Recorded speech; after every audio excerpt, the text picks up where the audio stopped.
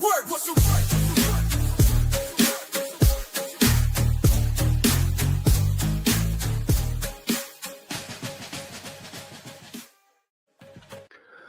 Oh, and it's Sunday. We are running a little bit behind schedule, but you know what? It's Sunday and it's live, and so are we. I mean, I don't know about you, Steve, but this I'm lucky to have got this thing going today. To be honest with you, I was I was sick as a dog this past week, man. What happened? I don't a cold. You know what I mean? One of those pesky, irritating, in your face colds that not enough to like knock you down, just enough to be like, I'm just gonna poke at you for a bit all friggin' week. You know what I mean? I had the same thing on Thursday. I had that standing by the toilet thinking, I want to. I need to throw up. I have to. That would make me feel a lot better, but you're not going to let me, are you? I can't do that fingers down the throat thing. Well, I can. I'm not going to do it here because I'll probably throw up on air, which might get more viewers. Something to consider. You know what? I am totally one of those dudes that can like get rid of it almost on cue. You know what I mean? It's taken years. It's taken absolutely years of practice. But true story. It was a birthday celebration. We were taking the subway back home because we were responsible human beings, and we had about 4 stops left. And I started to get that stop the world. I want to get off. And I had asked who I was with. I was like, because my eyes were closed, because you're just concentrating on not doing anything. I'm like, how many stops? How many stops until we're out of here? And they're like, 4 stops. I said, perfect. I got this. No problem. Oh, wow. There you are. Perfect. And sure enough, we got to that stop. Doors opened on the subway. I walked out of the subway right over to the garbage can. Responsibilities. Bloop. Got rid of every little bit of it. Everybody's like, okay, I guess you need to go home now. And I was like, no, I'm empty. Let's go. Let's get back at this again. That's good. I make the mistake of when I say I'm okay now, I'm not going to be sick, and then I feel like I'm going to be sick, and I feel like I have to tell people, and I use a long sentence. No, I'm not all right. I think I'm going to be sick again. And by that time I've been sick. And then I put my hand up like this, and then you get 5 different jets of sick coming out. That's a mistake I made when I was a child, quite a lot. Oh, well, I mean, listen, we set up habits. So this week, I kind of feel bad a little bit. I'm gonna pull it back a little bit because I'm gonna let people know, like, I kind of putting you on the spot here a little bit, right? I don't know if people have noticed or not, but you have a little bit of a different speeching thing than I do. And that's because everybody knows you are the pugilist from across the pond, right? And so I said to you on such short notice as of like yesterday, I was like, hey, how about we talk some British boxing? Because there's not a lot going on in the world of boxing. I mean, we're talking news-wise. You know, Edgar Berlanga beat up a half-squeezed tube of toothpaste yesterday. Nick Ball kicked his opponent yesterday. Dude, and that was the funniest. Well, I mean, come on. He had him in a headlock. He's trying to get, choke him out there, and looking at him, what? I don't have nothing. So he just kicked him. Listen, boxing.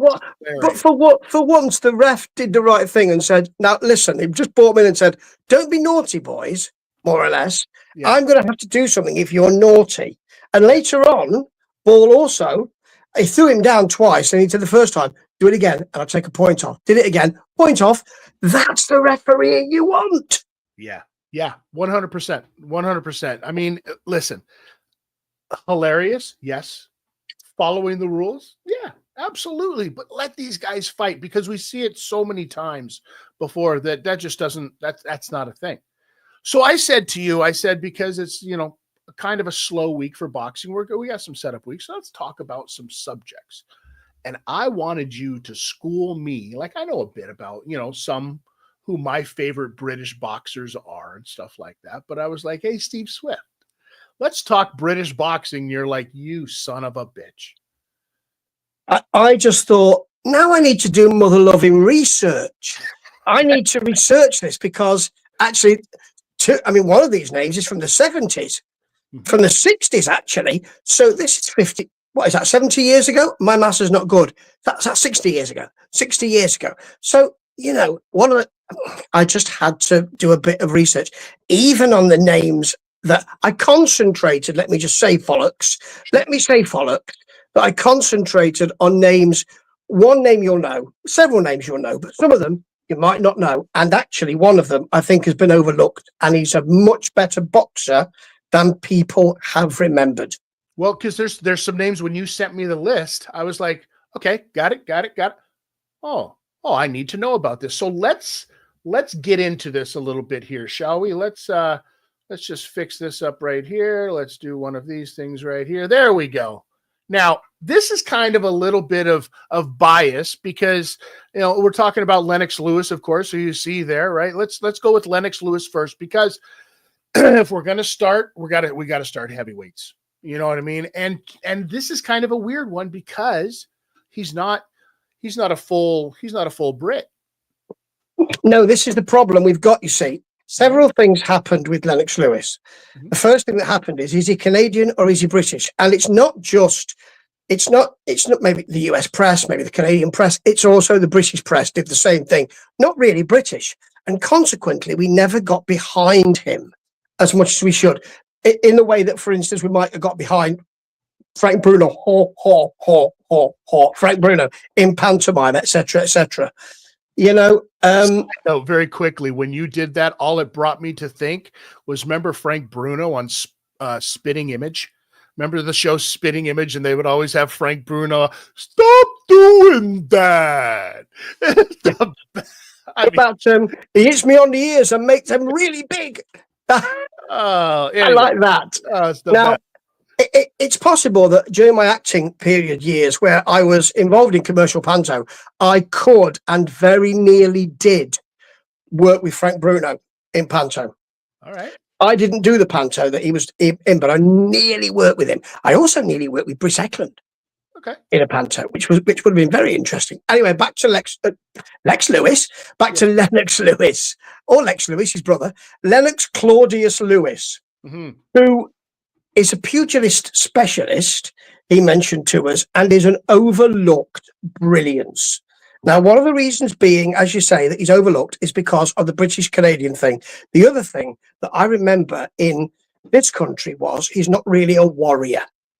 So, for instance, I'm not going to mention Chris Eubank in this list, spoiler alert, but we only really liked him when he became a warrior.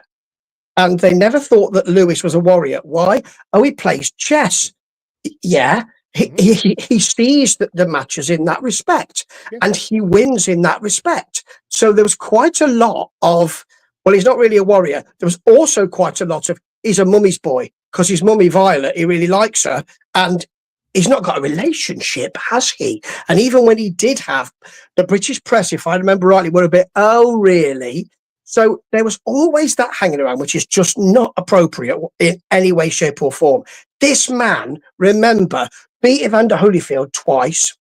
I mean, let's not talk about, one was a draw, but it wasn't, was it? No, it wasn't. Definitely not. There are books written about this, Follocks, books written about it. Definitely not. And remember, this is a man who beat, a beaten Mike Tyson anyway, but beat that man handily. A brilliant fighter. Also, side note, a damn good pool player. Really? So because he is Canadian as well, right? He holds that, like you were just saying, spent a lot of time in Toronto. I also used to run the door of a club in downtown Toronto during this time. And so there was a club across the street from us, a little downstairs, like more upscale, high scale, quiet, you know what I mean? Mind your business, like just chill out adult. It was more adult at the time, whereas like where I was, it was 3 floors plus a rooftop balcony, live to air. It was straight out of college. I just learned how to drink. Please take me home tonight kind of bullshit, right? But across the street, they were open on different nights than this club as well. And one night I'm over there because one of my best friends was the guy who ran the door there. And we're just chilling, hanging out. And he's like, all of a sudden, this guy's like, hey, you want to play some pool? Because we had the table or whatever. And I turn and I'm like, fucking Lennox Lewis. Absolutely. Pleasure to meet you. I go to shake this dude's hand. Now, don't get it twisted, Steve. I am 6'4" at the time, probably about 275 pounds, right?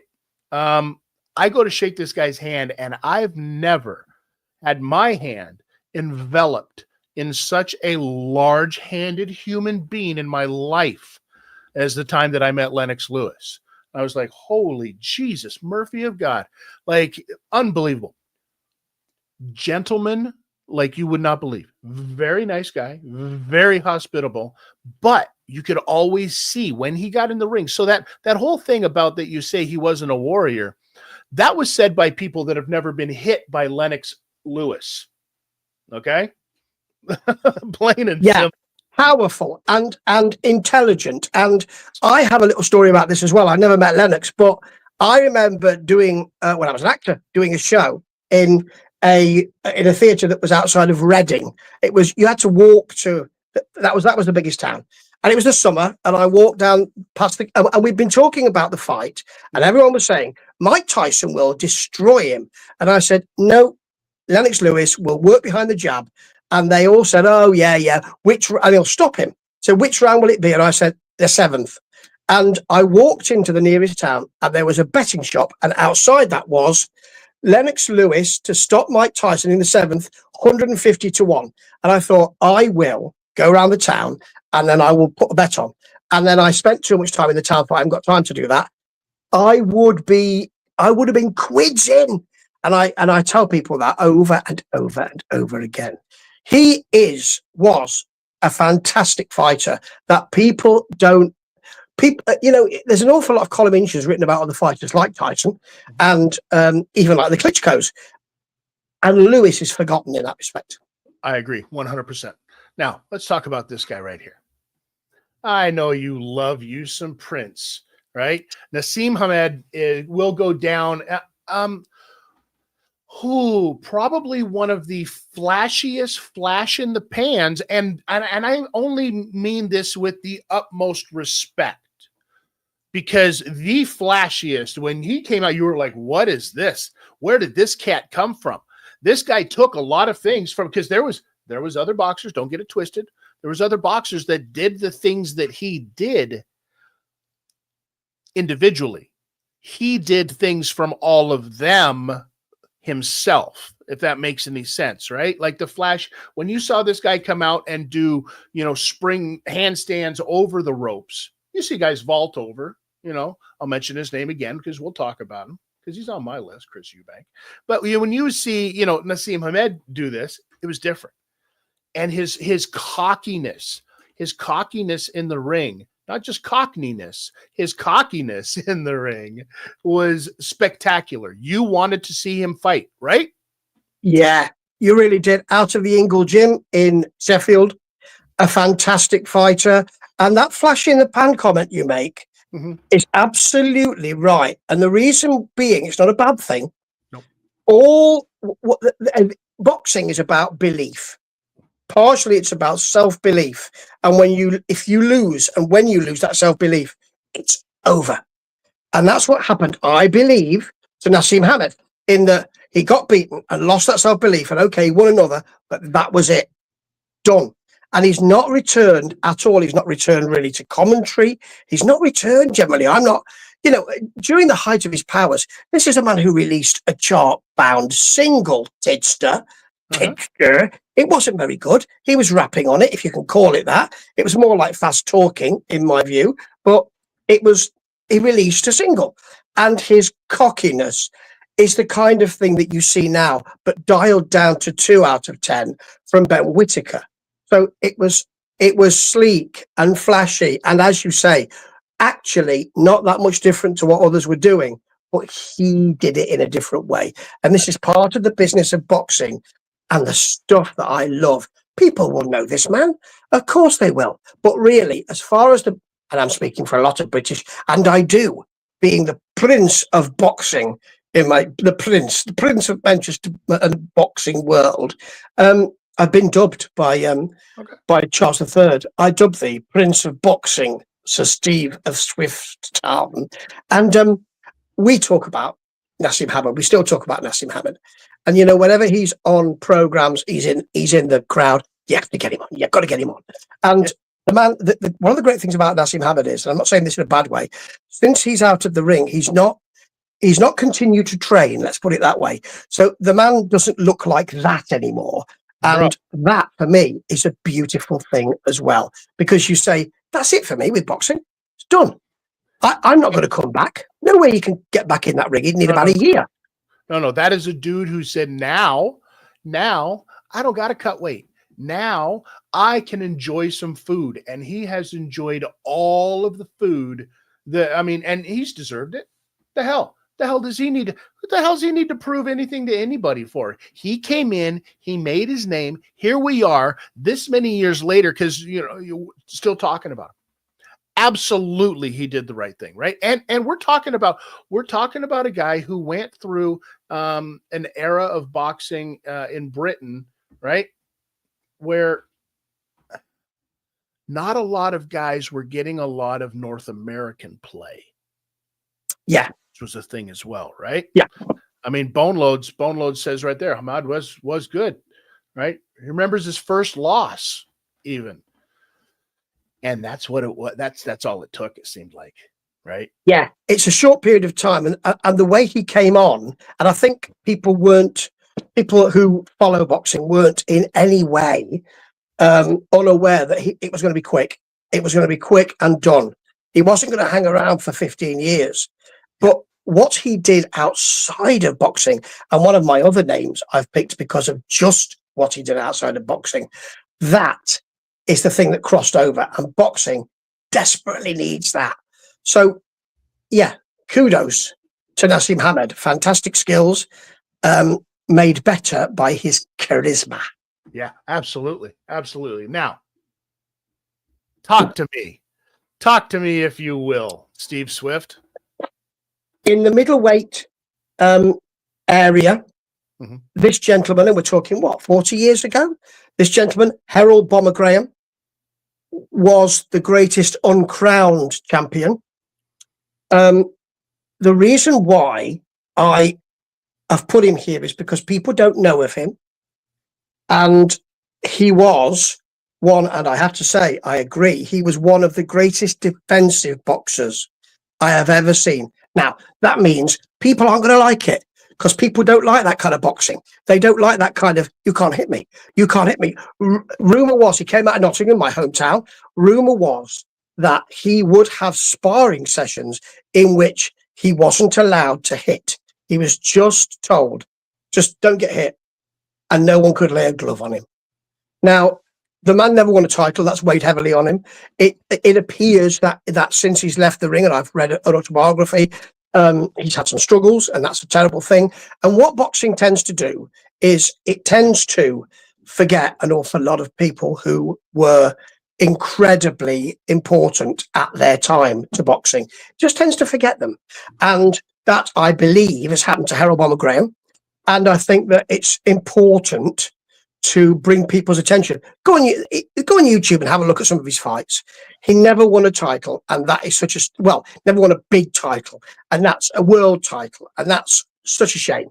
But and that's because, go on, sorry. I was just going to say one of the best, most crisp, most clean right crosses out of defense. He would draw you in and then throw that right. It was a beauty. It was a thing of beauty. Like, absolutely. I know exactly what you're talking about, but very, very overlooked.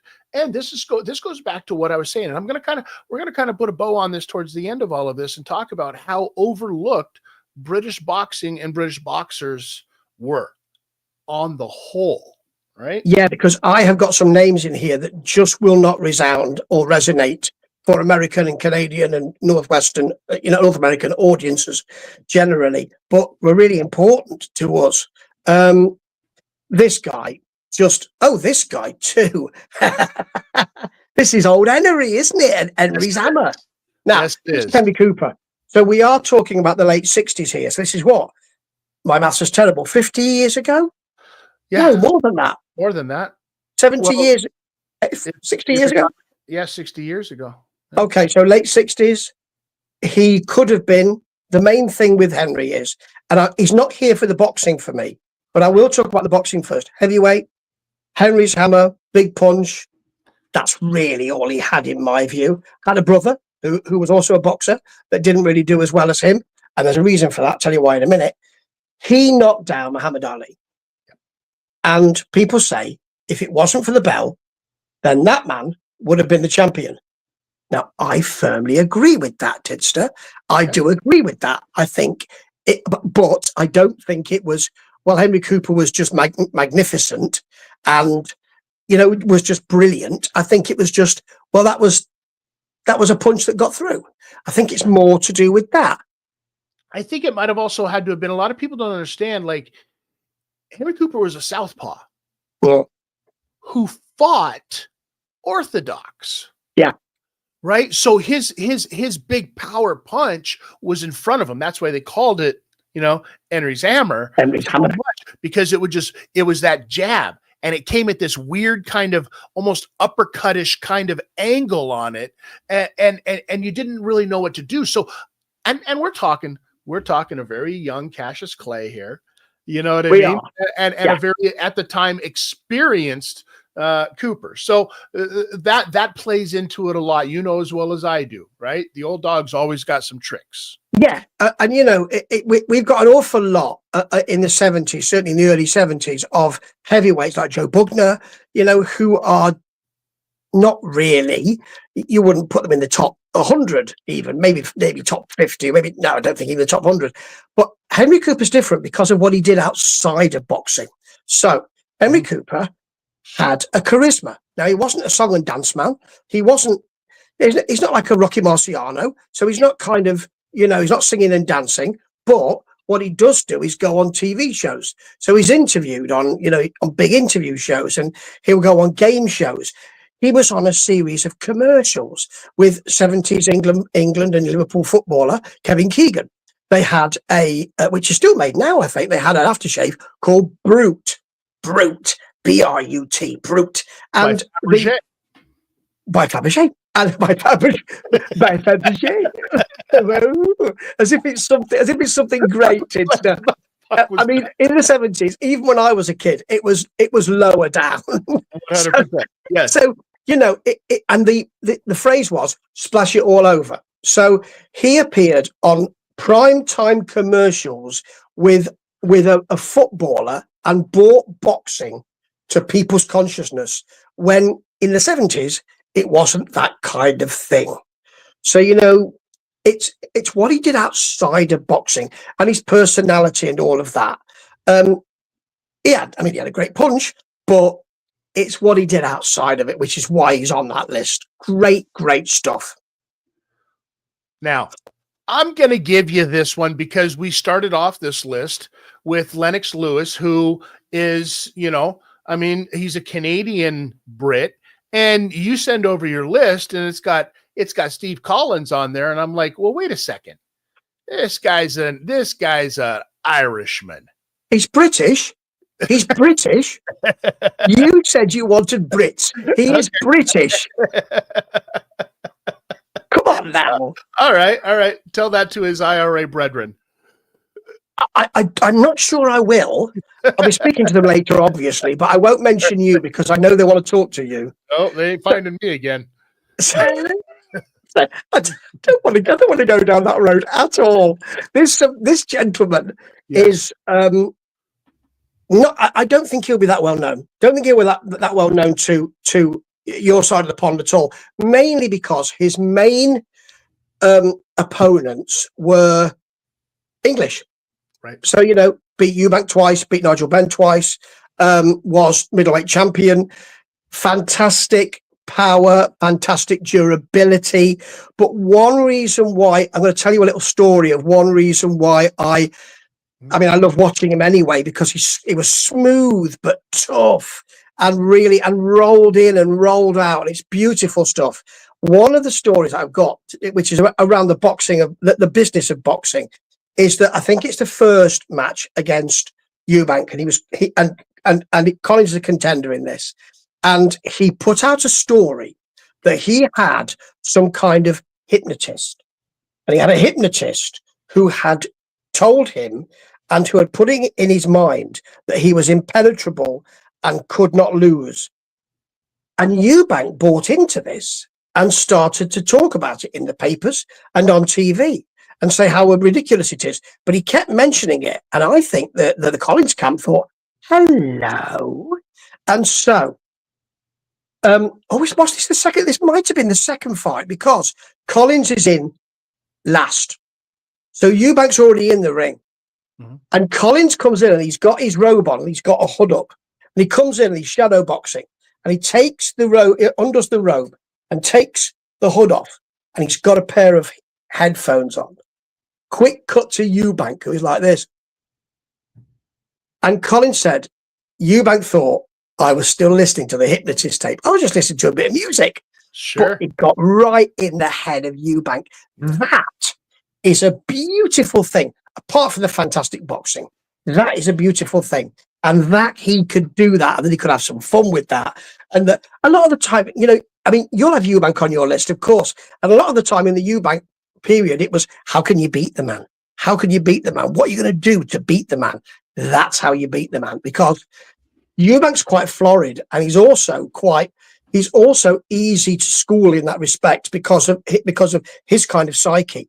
That worked so beautifully.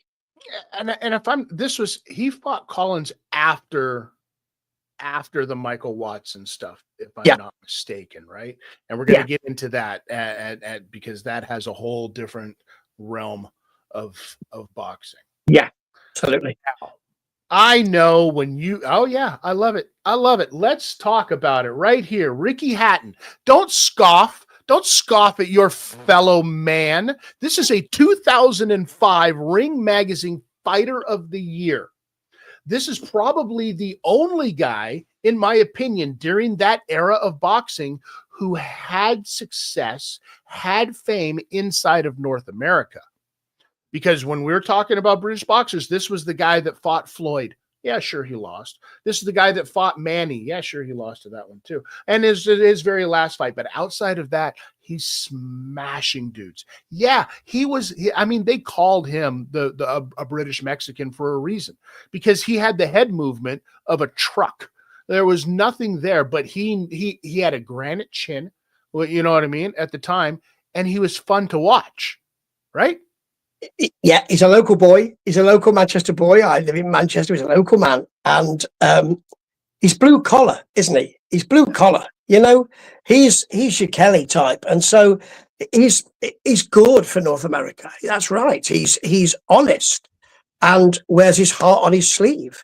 And you're right. There is no silky skill there. I have to ask you, who else did he smash apart from Costa Stew? But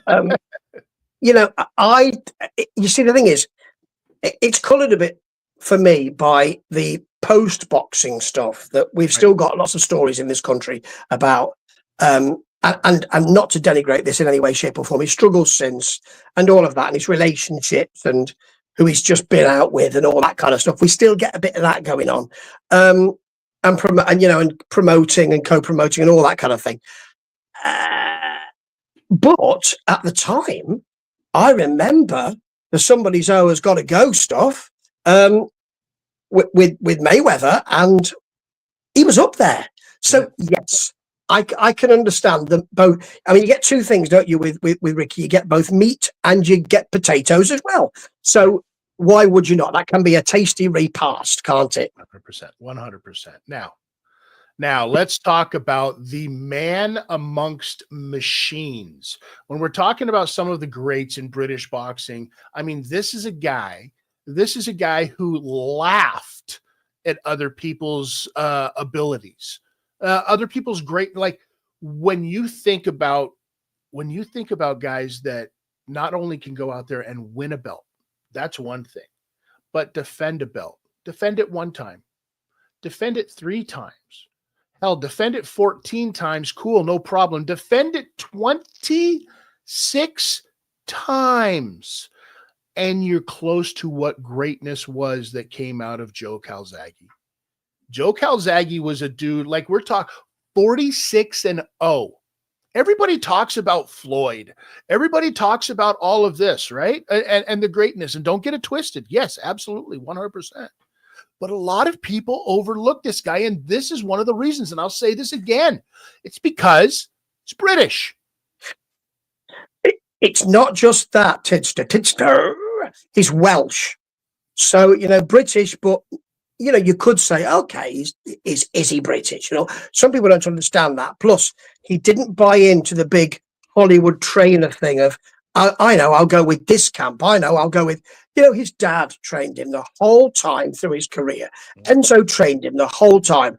It was hermetically sealed. Let's remember, I think it's his last 2 fights, correct me if I'm wrong, Bernard Hopkins and Roy Jones Jr. Yeah. Unanimous decisions on both occasions. Come on, that's some serious talent. And one of the reasons why he's overlooked is because, like Lennox Lewis, this man knew how to defend and he knew how to win a fight tactically. Not to say he didn't have great power, but he knew how to do it. And if you really love boxing, and I'm probably, I'm stating this in a way that, not to say that other people don't, but an awful lot of us like big knockouts and all of that. Yeah. And you may not get that with Joe Calzaghe, but what you will get is superb defense and superb tactics. And as you say, knowing how to win. And he's been expunged from people's memories. And that is an absolute travesty. He's the one guy. Do you remember when they did the Super 8? Remember that whole thing? And it was and it was great. For me, it brought a new love back for boxing. You know what I mean? Because and you had guys like Kessler in this whole thing. You had guys in there that were very, very known, but he wasn't. He wasn't in that tournament, and I was always bummed out about that he wasn't included in that, because we're talking one of the best middleweights of all time. Oh, right yeah. Here. There's no doubt about it. Like you cannot argue that the things that Calzaghe did in his fights. I mean, listen, I love me some Bernard Hopkins, and that fight will go down as one of the top. I mean, it's got to be top 5 fights of all time. And Bernard Hopkins is another guy who didn't he come back at like 120 years old and win a title? He did. Well, and the thing is that both top tacticians. So when you say I like me some Bernard Hopkins, you've got to like you some boxing. 100%. You've not got to like you some business of boxing with a bit of hoopla of boxing, because you've got to like the boxing. And that's the same with this dude. You've got to like the boxing. I watched the match with Ball and Doheny earlier today, and that was a tactical match, and it was a tactical fight. And at no point did you think this is going to be incendiary. It was nasty, but it wasn't incendiary. But you like boxing, don't you? So you watch it. That's why I love this man. And as you say, what a record. You talk about Floyd. This is the guy, because he did it without the hoopla. So he did it without the psychology. Okay, yeah, he was quite arrogant about other people's talent, but that's because he had the talent that they lacked. Sure. But I mean, 100%, when you think about 46 fights, 21 title defenses, that's unheard of. That is unheard of in a sport where you and I both know padding isn't just a thing that the young girls do with their bras back then. This was a real thing that happens in the world of boxing, and I think that this has a lot to do with the fact that you had so many governing bodies. You had so many different things out there. And it's like, well, my guy's the best. Well, my guy's the best. My guy's 33-0. My guy's 34-0. I got a guy who's 37-0. Yeah, well, I got a guy. And everybody's trying to get that. But in order to get that, sometimes you got to throw them in there with, you see something, but you're like, I can make a star out of this guy, but I can't make a star out of him for at least another 20 fights. So what do? You Yeah. don't want to burn it up. You throw him in there with cans, right? And this is what happens. It happens all the time. Now, this guy's just the one, probably the one with Lennox Lewis for me. yes. What in a world where you have people that have ridiculous nicknames, and everybody seems to be thinking that they're the chosen one. This is the guy who should have been the chosen one, 100%, Joe Calzaghe. Now, I have to put him on here. And the reason that I have to put him on here is because I have questions for you as a Brit, Steve Swift. How is it that this guy managed to skate through life? You talk about the things after boxing. So let's talk about that, because let's talk about boxing first. We're talking about Chris Eubank Sr. Chris Eubank Jr., also a phenomenal boxer who, by the way, happens to have a fight coming up against one of Chris Eubank Sr.'s opponent's sons. I mean, yeah, Conor Benn, son of Nigel Benn, is fighting Chris Eubank Jr., son of Chris Eubank Sr., way after the fact, because Chris Eubank Jr., 35 years old now or something like that. He's about 3 years past when he should have stopped. And Conor Benn is like, 20, 28, 29. Come on. What are we doing here? What are we doing here?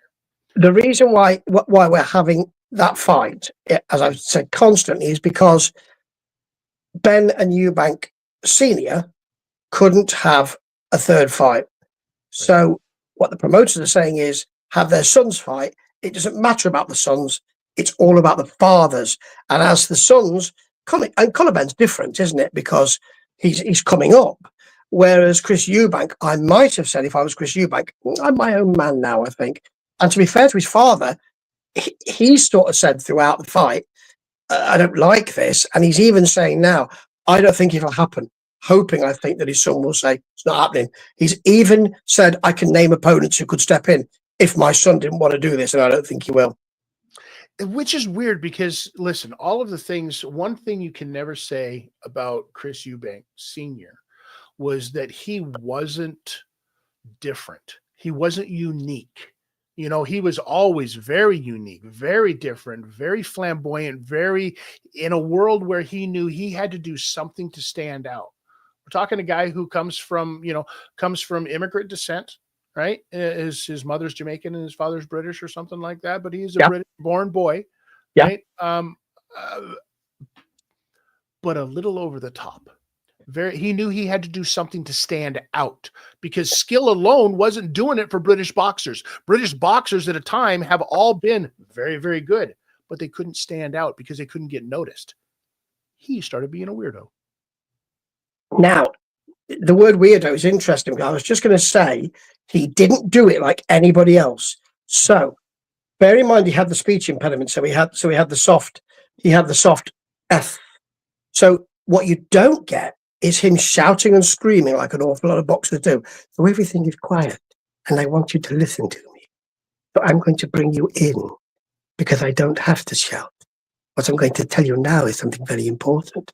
And he couldn't do that if he wasn't really intelligent and actually saying things that will really make you think. Mm-hmm. So that's something we hadn't seen. Now, there were lots of boxers who didn't shout and scream because they didn't have the charisma. So they would just say, how do you think the fight's going to go? I think it's going to go okay. I think I'm going to beat him. Right. That's different. But boxers who had the charisma generally would either shout or be arrogant. He wouldn't. He's very quiet. Mm-hmm. And so you have to listen to what he's saying.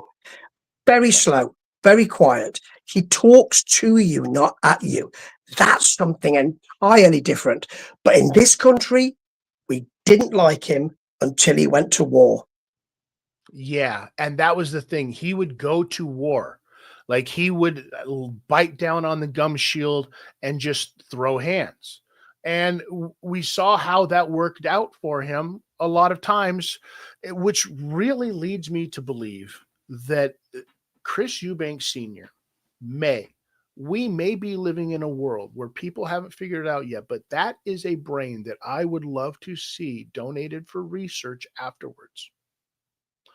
Because if there is not a case for a boxer who has maybe become this persona that he is, right? This human that he has become because of boxing, because of the persona that he portrayed, then he basically turned into living the gimmick, which really, in my opinion, was the biggest problem with his son. His son living in this shadow for how long now? Up until recently.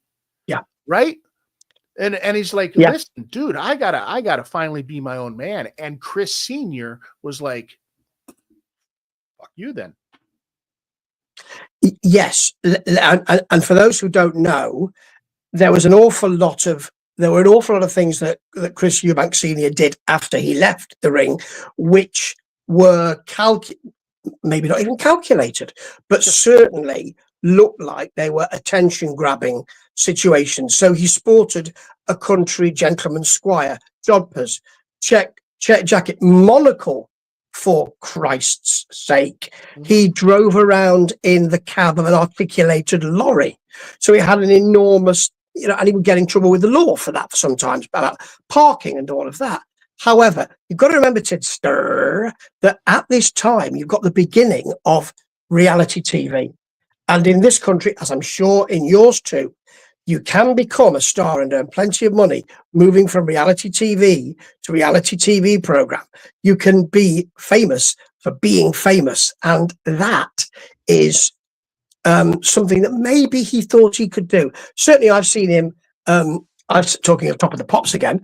I've seen him presenting Top of the Pops, and he was erudite and intelligent and funny, and I wanted to see him do it every single week. This is a man who had something outside of boxing, and in a way, it's a shame that he was grabbed by boxing, because actually he could have done more. He absolutely could have been. His first bunch of fights were actually in the United States. You know what I mean? Before he even started boxing, so he had kind of had a leg up there. But the reason that he never got thrown back into the United States after he made a name is kind of interesting to me, and I would like to know what the story behind that is with Chris Eubank, because he very well should have been a guy fighting those middleweights in the United States at the time too. Yeah. And the thing is that it kind of gets caught into he gets caught up with the kind of it's like on a much smaller scale, the kind of Hagler and Hearns and and all of that, Leonard, that kind of thing. So the Ben and Eubank and also Michael Watson situation there, and Steve Collins in that mix now is something that we as Brits grabbed hold of and said, actually, we like this. And it was on and on TV. People flocked to it, and so it was incredibly popular. Saturday night prime time matches, and that hasn't often happened with boxing on terrestrial TV. And if I remember rightly, it was on terrestrial TV. It was on ITV, I think, our commercial TV channel, and that may be one of the reasons why. And the reason why we loved him is because he went into war. He went to war with Ben. And with Watson too, and also when he lost and came back to say that's taught me something. Then that is something that we loved him for. And let's talk about Michael Watson very quickly before we wrap this whole thing up, because that's the dangers. That's the absolute dangers of boxing at its finest right there, because we're talking about a fight where Chris was down. He was down in that fight. Watson was handing it to him. And then, from out of nowhere, Chris Eubank lands this uppercut that kind of wobbles him. And then they get into a thing and he goes down. Referee gives him a count. He kind of gets to the corner, sits down in between rounds. Now we come out for that 12th round, and he still doesn't really know what's going on. And Chris just teed off a couple of times, and referee stops it, and you think to yourself, that's the end of the fight. But it wasn't, because that was the beginning of the fight. That was the beginning of the fight for Michael Watson, and the beginning of the fight for his life, because he collapses in the corner. And nobody can, they don't have the proper, here's where things went south. They didn't have the proper equipment. They didn't have the proper procedures. They didn't have anything in place that they were supposed to have to save this man from any further damage. And the guy went into an instant coma. Now, as the person, I get it. This is your job. This is 100% your job. And when you're in the ring and you're fighting and that adrenaline is still there and you're still pumping, and that's great, cool. You can look past it, but there's that next day. There's that day after that. There's that 3-4 days after that. And I guarantee you, this is one of the things that got into Chris's head, because if you look at his fights after the Michael Watson fight, he wasn't headhunting anymore. He was a body shot kind of guy. He was a different fighter altogether, if I'm not mistaken, right? Yeah. Yeah. And first of all, Chris Eubank has been very honest about all of this and has never shied away from talking about it, and has been very, the thing about Chris Eubank is that there's not, it's interesting because he might be playing a persona, but in that persona, there's very little filter. So he will talk about how that made him feel. And what he hasn't done is he hasn't turned his back on Michael Watson and said that I can't. That he has. And Michael Watson, extraordinary fighter, and he fights every day. And he's come back from a place that he's achieved things that nobody ever thought he would. And in his instance, and I said earlier, boxing often turns its back on fighters who need help. And in his instance, that's not been the case. Boxing has, my understanding is that the boxing has provided somewhat for the man. But Eubank has actually been very honest about that and has engaged with the gentleman, with Michael Watson. And Michael Watson's, the fight carries on for him, but what an extraordinary person. How extraordinary. And to bear no grudges and to have no bitterness. It's extraordinary, and it's a really wonderful boxing story. That sounds like it's denigrated, but it's not. It's a fantastic boxing story to have that man fighting the fight of his life and winning. Absolutely. Absolutely. And like I said, this is the dangers of getting into a sport that you don't play. You play football. We've all heard it before. You play, soccer, you play baseball, you play water polo. You don't play boxing. And this is the realities of it, and even more so when you get into the heavyweights. And I know that there's a lot of guys that we didn't even touch base on, that like the Carl Frochs of the world, who did have worldwide popularity. We didn't even mention your boy, Derek Chisora, at all. Right. We need to do a second one of these because there are a lot more. And Froch was just dropped off the bottom of the list there, because Froch, you get a twofer with Froch, don't you? Because you need to mention George Groves with Froch, because you can't mention one without the other. So you do get two of those. I mean, two great fights with those two. But yes, we need to do another one because there are an awful lot more British fighters like who you might not know, like Alan Minter, from the 70s, and Boom Boom Minter and that kind of thing, who was denigrated, by the way, because he actually made that noise when he hit the punches. Ooh, ooh, ooh. And so the opponent said, he's putting me off by grunting. that's how good he was. So we need to do this again, and I feel sure we will. We didn't even mention guys like Jack Berg. Jack Berg's another guy who's 14 title defenses. Tell me. I don't know. Tell me. So Jack, light welterweight, right? We're talking back in the 30s. Yeah. We're talking back, because then we get into discussions of post-war boxers and prior to that, because that's a different realm altogether. You know what I mean? We're talking, he was a light welterweight champion, Jack Kid Berg. Light welterweight champion back in 1930, 14 total fights. Are you ready for this? 192 fights with 157 wins. Only 61 wins by knockout, ladies and gentlemen. That's a dude who put in rounds. He did. That's 3 or 4 lives right there. Yeah. And there's a lot, there are an awful lot, because I grew up in the 70s and I watched boxing from a very young age, and it was on TV. And so there were an awful lot of 70s British fighters, Right. like Dave Boy Green and that kind of Chris Finnegan, who are Charlie Magri, that I really want to talk about. And we will. And we will. Absolutely. Because I love having these conversations with you, Steve. And I get to learn things because there are things about some of these boxers that I didn't know as well. You know what I mean? And everybody talks about, like, you talk about the Sugar Ray Leonards, you talk about the Bernard Hopkins, you talk about the Haglers, the Hearns, the Larry Holmes, the Muhammad Ali's. There's a lot of big names out there in American boxing, but a lot of people don't understand the roots. And I really like pointing out to people, this is where it came from. This is where every other person was nicknamed gentleman. You know what I mean? It was Gentleman Joe this, right? Even though their name might have been Timothy, but you know what they called him? Jack. Gentleman Jack. There are 9,000 Gentleman Jacks from the Union Jack. I mean, come on. What are we doing here, Steve? It's the business of boxing, Tidster. That's And what it will never go away. Thank goodness. That's what it is. Steve, as always, please, everybody, go check him out. Subscribe to his stuff over at World Weary Guy 1. You can also see all of our stuff that we do here at Tid Talk, and also on What's a Work on YouTube. Boy, oh boy, it's been a fun one, Steve. It's been a fun one. And until next time, remember, ladies and gentlemen, you always just got to remember, man, the going gets tough. Tuck that chin.